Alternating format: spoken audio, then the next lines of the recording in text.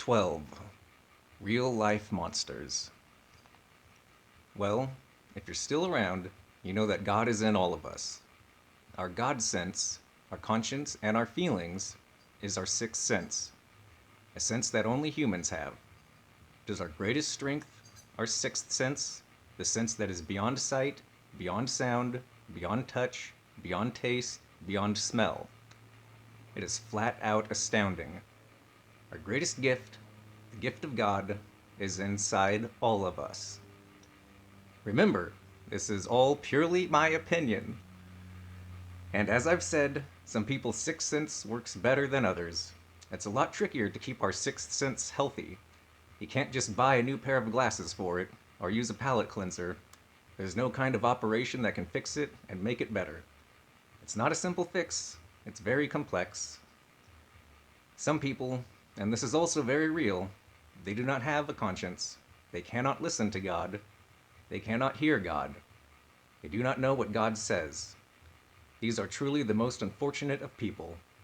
They can have God everywhere else. They can even think about and talk to God all the time as much as they want. But they are unable to listen to God.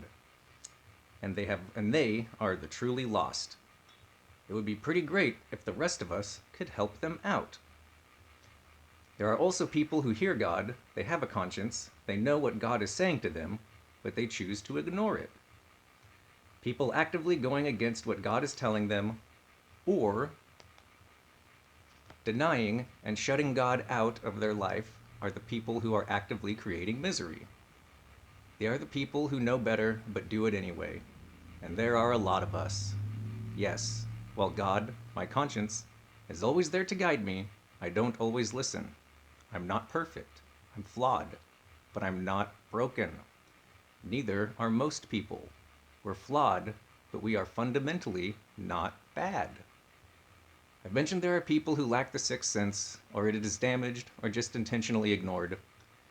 These people, they don't come from a different country. Well, they do, but they also come from the greatest country on the planet, America. They are murderers, they are rapists, they are abusers of children. They know the difference between right and wrong, and they choose to ignore it. Or, they honestly do not know the difference. They lack a healthy relationship with God. So these people can be pretty scary. They can be monstrous, even. A lot of these people become very successful. They acquire money and power and influence. And they are the best liars. Because they do not care. They are lacking the relationship with God for them to be able to care. And they will lie to you about it, to your face, in public and private. And they may never admit the truth, even to themselves.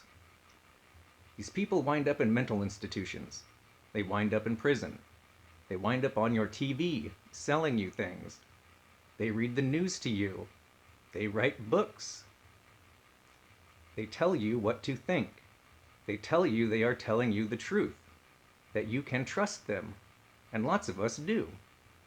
Lots of us who have a great relationship with God are still led astray. Because what these people sell and say sounds simple and sounds like something we want. Because we trust them. But we shouldn't. If you seek God's guidance, you will find it. With a clear head and a clear heart. In this day and age, those two things are becoming harder and harder to maintain or even attain. And that is not right. Not right at all.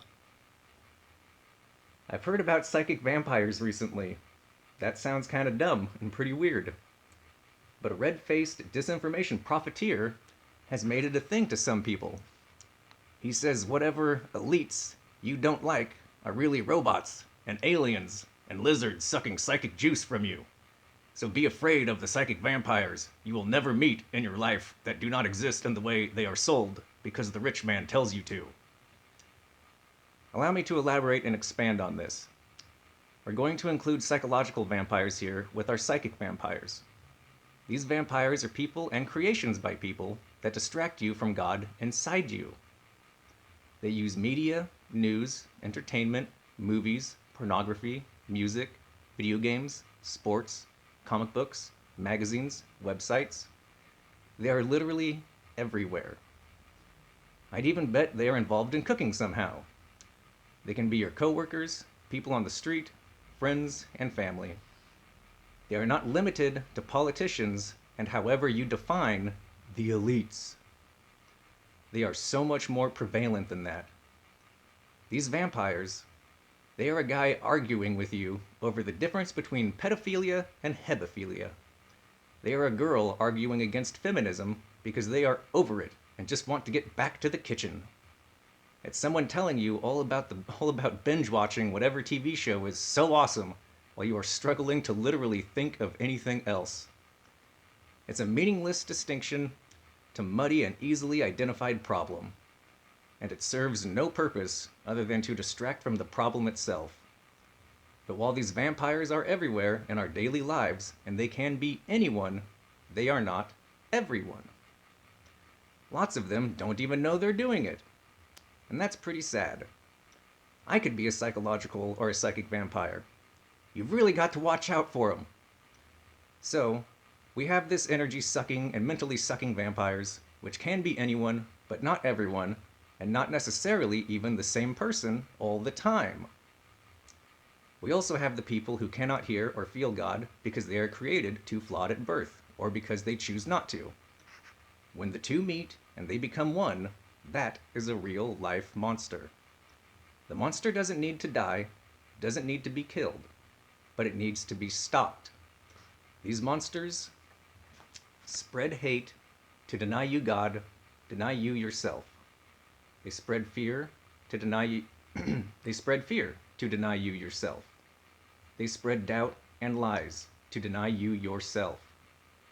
They try and control the way you think and turn the world around you into something it is not.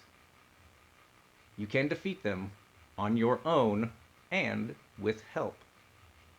You can think freely for yourself all the time. You can do that. Your mind is free.